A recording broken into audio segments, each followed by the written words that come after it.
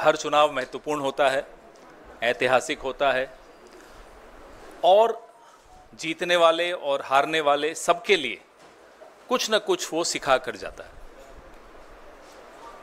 जम्मू कश्मीर में 10 साल बाद एक चुनाव हुआ। जिन परिस्थितियों में हुआ वो आपके सामने है। कैसे जम्मू कश्मीर को बेइज्जत किया गया, राज्य का दर्जा छीना गया, वो आपके सामने है। और कैसे केंद्र सरकार ने रूल बाय प्रॉक्सी अपने लेफ्टिनेंट गवर्नर के माध्यम से किस तरह से जम्मू कश्मीर में भ्रष्टाचार, कैसे वहाँ के स्थानीय नागरिकों की न सुरक्षा का ध्यान रखा, न रोजगार का ध्यान रखा। लगातार जो खबरें, आतंकवाद बढ़ने की खबरें, जम्मू रीजन तक में आतंकवादी हमले होने लगे, न आम नागरिक वहाँ सुरक्षित महसूस करता है, न पर्यटक महसूस करते हैं अपने आप को सुरक्षित। कश्मीरी पंडितों से जो वादे किए गए वो बिल्कुल भुला दिए गए पिछले 10 साल में। ये सब इन परिस्थितियों के बीच में जम्मू कश्मीर में एक चुनाव हुआ, ऐतिहासिक चुनाव था और जम्मू कश्मीर के बाशिंदों ने एक स्पष्ट जनादेश दिया। जम्मू कश्मीर, आज भी हम उसको राज्य ही मानते हैं, तो मैं तो यही कहूँगा कि जम्मू कश्मीर राज्य के लोगों को बहुत बहुत मुबारक कि उन्होंने इस चुनाव में बढ़ चढ़कर हिस्सा लिया और करारा जवाब दिया उन लोगों को जिन्होंने जम्मू कश्मीर को की इज्जत को रौंदने में कोई कसर नहीं छोड़ी थी। जैसा कि आप सब जानते हैं, पूर्ण राज्य का दर्जा छीनकर यूनियन टेरिटरी बनाना अपने आप में अप्रत्याशित था। हरियाणा में चुनाव हुआ जिसके नतीजे बिल्कुल अप्रत्याशित हैं और यहाँ तक कि यह भी कहेंगे कि अस्वीकार्य हैं।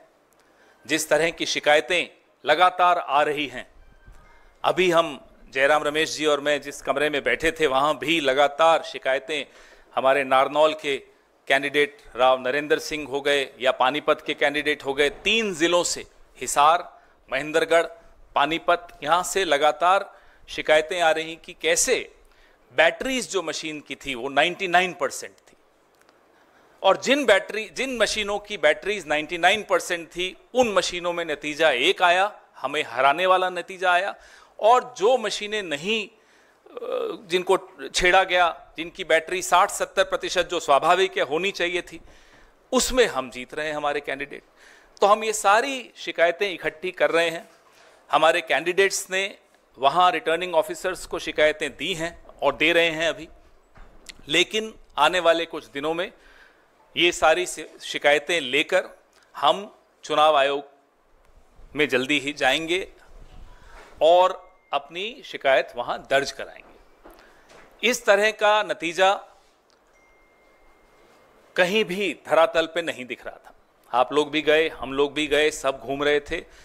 कोई ये नहीं मान सकता कि हरियाणा में इस तरह का अप्रत्याशित नतीजा आएगा। हम सब अचंभित हैं। ये अगर एक लाइन में इसको कहा जाए तो ये तंत्र की जीत है और लोकतंत्र की हार है। हम इसे स्वीकार नहीं कर सकते। मैं सिर्फ ये बात कहूँगा कि जम्मू और कश्मीर के जनता ने स्पष्ट जनादेश दिया है नेशनल कॉन्फ्रेंस और इंडियन नेशनल कांग्रेस के गठबंधन को। भारी बहुमत से उनको जिताया है। सरकार बनेगी, साझा कार्यक्रम होगा और पूरा प्रयास किया जाएगा। हम पीछे नहीं हटेंगे। इस गठबंधन सरकार की प्राथमिकता यूटी को फिर से पूरे राज्य का दर्जा मिलना ज़रूरी है और यही प्राथमिकता होगी। और भी मुद्दे हैं, विकास से जुड़े हुए मुद्दे हैं। साझा कार्यक्रम, दोनों पार्टियों के मैनिफेस्टो भी है, साझा कार्यक्रम भी तैयार किया जाएगा और एक पारदर्शिता से जवाबदेही और संवेदनशील सरकार ये गठबंधन जम्मू और कश्मीर की जनता को देगी। हरियाणा के संदर्भ में हमने चुनाव आयोग से आज दोपहर से लगातार शिकायत कर रहे हैं। उनसे जवाब भी आया है, उस जवाब का जवाब भी मैं दे रहा हूं, और उसके बाद भी 3 या 4 जिलों से बड़े गंभीर शिकायत आए हैं। वो सब कल या परसों हम चुनाव आयोग के सामने पेश करेंगे।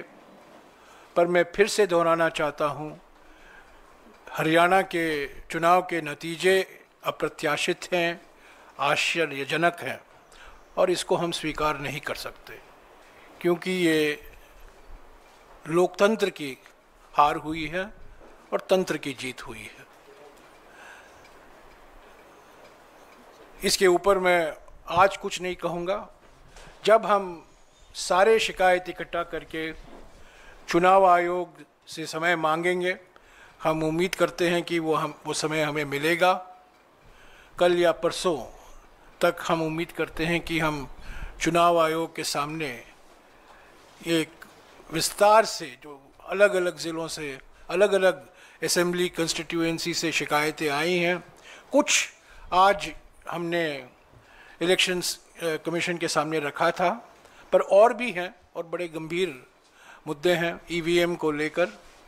और जिस तरीके से एक माहौल पैदा करने की प्रयास की गई, दबाव स्थानीय अधिकारियों पर लाया गया, और जहां जिन जिन सीटों में हमारी हारने की कोई गुंजाइश नहीं थी, वहां हम हारे हैं। मैं समझता हूं ये नतीजा लोक भावना के खिलाफ है, जो जमीनी हकीकत है, और सभी ने ये हकीकत को महसूस किया है। ये नतीजा उसके खिलाफ जाता है। सर, आपको नहीं लगता कि आप ये कह रहे हैं कि जम्मू कश्मीर के अंदर कोalition को मैंडेट मिला, लेकिन 38 सीटों में से कांग्रेस सिर्फ 6 जीत पाई है, 6 पे ही आगे चल रही है, आप लोगों के खाते में उतनी ही आई, वहाँ पर एज ए पार्टी आप लोगों को नुकसान हुआ है, और आपके जो कोलिशन पार्टनर्स हैं शिवसेना की तरफ से, जो उनकी सांसद है, उन्होंने कहा जहाँ पर भी कांग्रेस की बीजेपी से सीधी लड़ाई होती है वहाँ पर कांग्रेस उनको नहीं हरा पाती, अलायंस के साथ ही हरा पाती है। और हरियाणा में आपको लगता नहीं कि इन फाइटिंग का नुकसान हुआ? 16 आपके सिटिंग विधायक जो है वो चुनाव हारे हैं, उस पर क्या कहेंगे आप? हरियाणा के बारे में जो कुछ हमें विश्लेषण करना है ज़रूर हम करेंगे, पर पहली बात, हमें इलेक्शन कमीशन तक जो शिकायतें आ रही हैं अलग अलग ज़िलों से, वो पहुंचाना है। हमने क्या किया, क्या नहीं किया, गलती कहाँ हुई, इसका विश्लेषण ज़रूर होगा, इस पर चिंतन ज़रूर होगा, बहस ज़रूर होगी,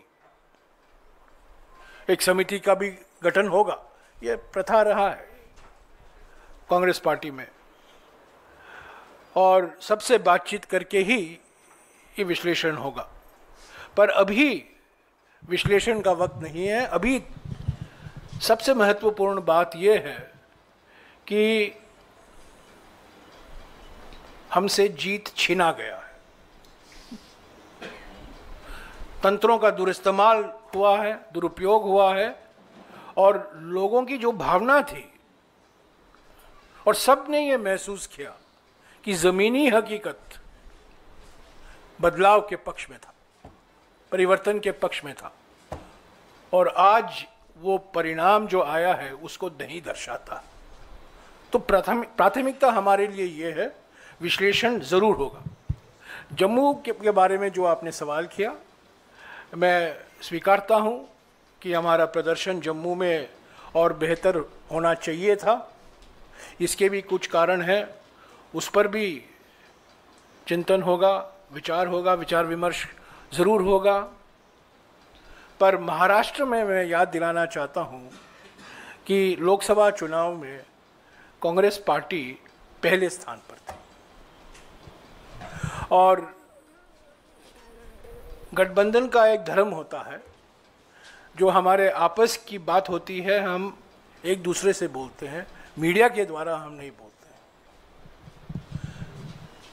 हम गठबंधन में है महाराष्ट्र में, उस गठबंधन को मजबूत करना हमारा कर्तव्य बनता है। हम कुछ नहीं कहेंगे हमारे गठबंधन के साथी दलों के बारे में, पर जो चुनाव के नतीजे आए हैं हरियाणा को लेकर, उस पर कई सवाल, गंभीर सवाल उठे हैं। उसको आगे ले चलना ईसी तक और इसी के साथ बात करना हमारा फ़र्ज़ बनता है।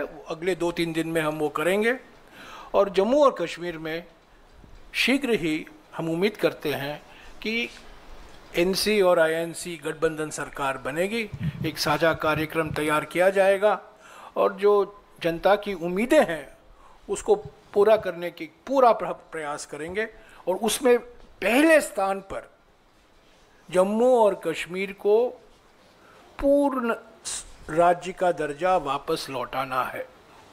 इसके लिए एनसी भी वचनबद्ध है और इंडियन नेशनल कांग्रेस भी वचनबद्ध है। हाँ, इधर पवन ने जो कहा कि जम्मू कश्मीर में जो जो आपने फैक्टर्स गिनाए वो सब सही थे, उसके बावजूद एक लग रहा था कि आपकी clear road ahead to victory है जम्मू में, जहाँ पर बीजेपी बहुत डाउन एंड आउट थी।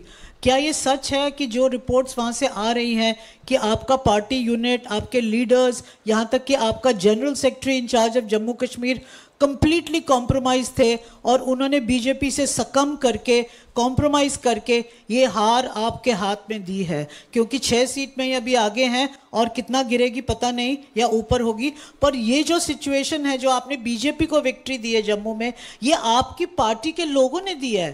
क्या इसे आप एग्री करेंगे? जैसा कि मैंने कहा, जीतें या हारें उस पर तुरंत प्रतिक्रिया देना ना केवल गलत होता है, वो प्रतिक्रिया सही भी नहीं होती।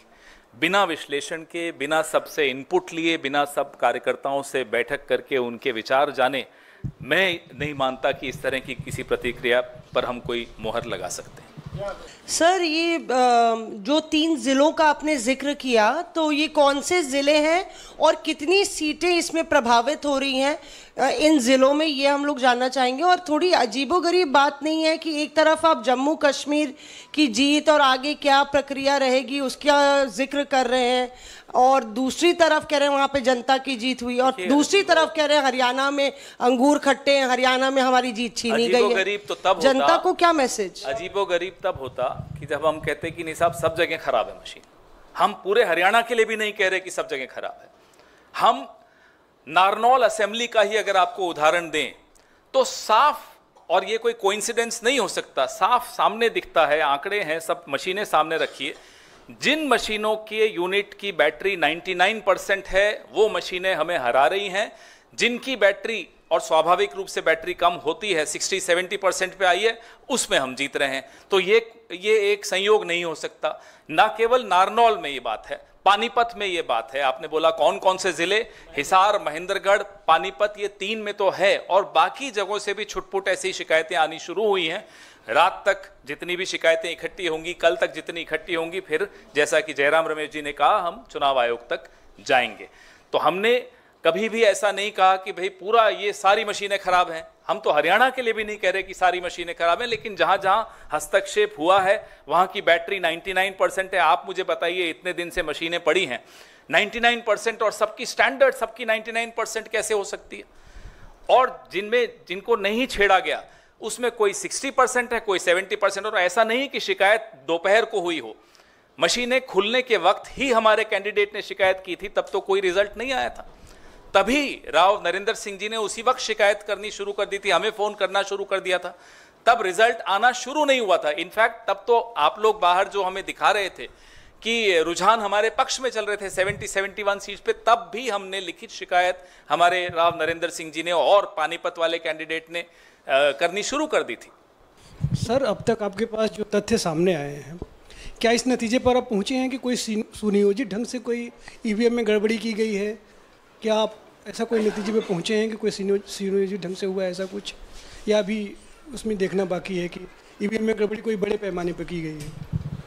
भाई, अगर 99% बैटरी स्टैंडर्ड एक के बाद एक मशीनों पे निकल रही हो और उन्हीं मशीनों पे कांग्रेस का उम्मीदवार हार रहा हो, जिन मशीनों पे 60-70 स्वाभाविक जो होना चाहिए उतनी बैटरी उस पे हम जीत रहे हो, तो आप बताइए सुनियोजित नहीं माना जाएगा तो क्या माना जाएगा?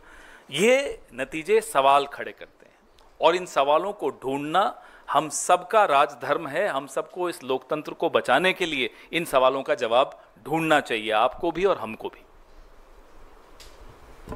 आप समझे, ये साजिश समझे, जहां 99% बैटरी है वहां बीजेपी की जीत होती है, और जहां 70% के नीचे बैटरी है वहां कांग्रेस की जीत होती है। ये संयंत्र नहीं है तो और क्या है?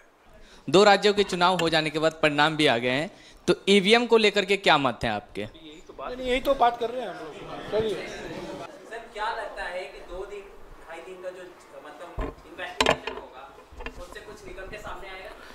हमारा जो काम है और जो कर्तव्य है, चुनाव आयोग के दरवाजे पे दस्तक देना और तेज दस्तक देना ताकि आवाज आप सब तक पहुंचे, और उसके बाद जिम्मेदारी चुनाव आयोग की है इस लोकतंत्र को जीवित रखने की। आपने सुना होगा, कर्मण्येवाधिकारस्ते मा फलेषु कदाचन। हम अपना कर्म निभा रहे हैं, अपना धर्म निभा रहे हैं। शिकायत करना हमारा फर्ज बनता है और हमारा लोकतांत्रिक अधिकार भी बनता है।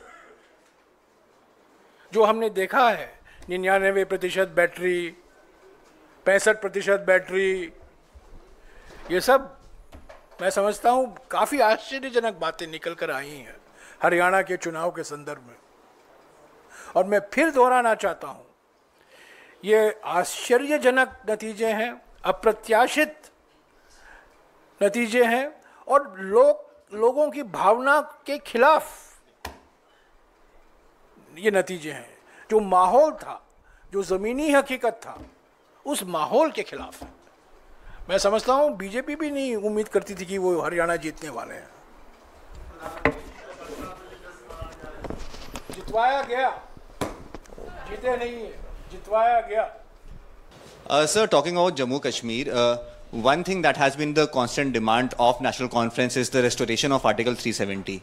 What will the Congress stand beyond that? Will the Congress support over there? Because the mandate that has come, it has come specifically for the National Conference, and this is one of their demands. So what will the Congress stand beyond Article 370 now? The mandate is for the Indian National Congress and an alliance with the National Congress. The political atmosphere in J&K was transformed after the Bharat Jodo Yatra. And that transformation had an effect on all political parties which were seen to be aligned with the Indian National Congress. So let's not underestimate the importance of the role of the Indian National Congress. The National Conference has scored a handsome victory, and we congratulate the National Congress. They are our ally.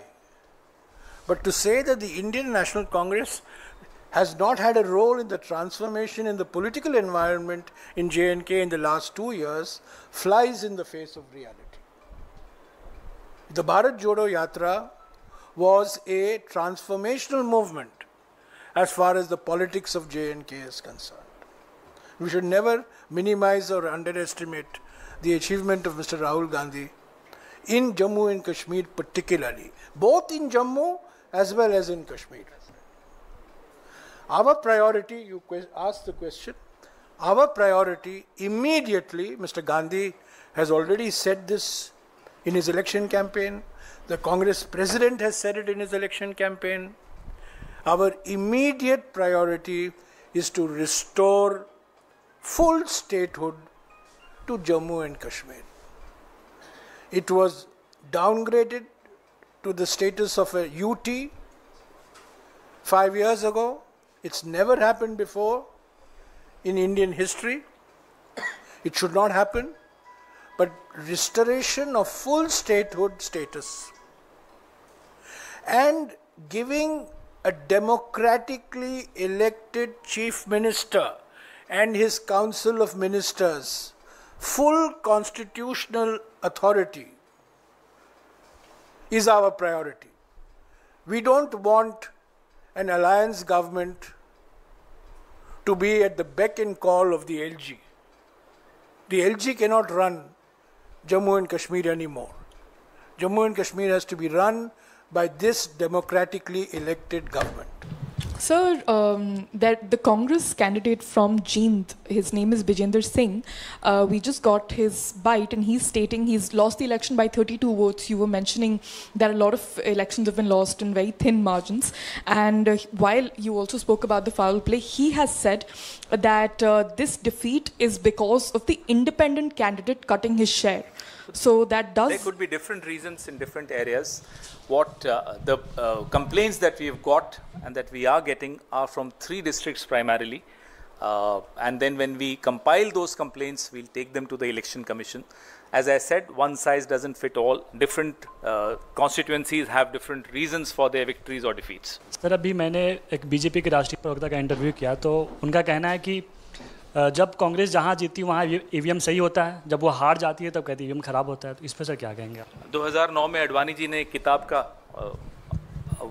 Release की थी, launch की थी, जो GVL Narasimha ने लिखी थी EVMs के खिलाफ, और उसमें पूरा टेक्निकली समझाया था कि ईवीएम्स कैसे गलत हैं। तो उनको कहिए पहले 2014 का रिजल्ट को ठुकराएं, रिजेक्ट करें, 19 को रिजेक्ट करें, फिर हमसे बहस करें आकर। The fact that the Congress did reasonably well, and now having all eggs in one basket, allowing infighting to take place, and are not really reading the writing on the wall that you have to have a house in order. If there was any lesson that was learned in 2024 was for Congress to be united and fight together. What was the reason? Because we saw Selja speaking out, we saw Huda there. Could you kindly explain to us why the Congress has shot itself on its foot? The writing on the wall was the Congress will come back to power. That was the writing on the wall. That has been deliberately erased. The writing on the wall was very, very clear to anybody who was willing to read the writing on the wall. Why did it happen? But, there are people who are experts in replacing walls. They just replace the wall. Or machines. Or in this case, machine. So I have already explained, I don't think you were there when I was explaining, that as far as the results are concerned, Haryana result, our first priority is to collate, consolidate all the complaints that have come from candidates from the 3 districts today. There will be other complaints, and we hope to submit this to the Election Commission tomorrow evening or day after. That is our immediate priority. Simultaneously, of course, we will sit and introspect why the result went the way it did. It was everybody's expectation that the Congress would win comfortably in Haryana. I think all I can say is that the Congress has been made to lose. Congress has not lost. Congress has been made to lose in Haryana. And you have not heard the last of the Haryana result.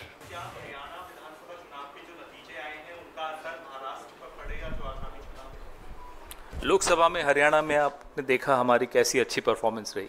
कभी भी किसी एक नतीजे को दूसरे नतीजे से तुलना नहीं करनी चाहिए। यही हम सीखे हैं पिछले 20-25 साल। बिल्कुल नहीं, जोश बढ़ गया है। हमारे कार्यकर्ताओं में रोष भी है, गुस्सा भी है, और हमारे समर्थकों में भी पूरा रोष है। अगर कोई ये सोच लेता है कि हमारे हाथ से जीत छीन सकता है तो आने वाले चुनावों में उसको जवाब मिलेगा। Thank you.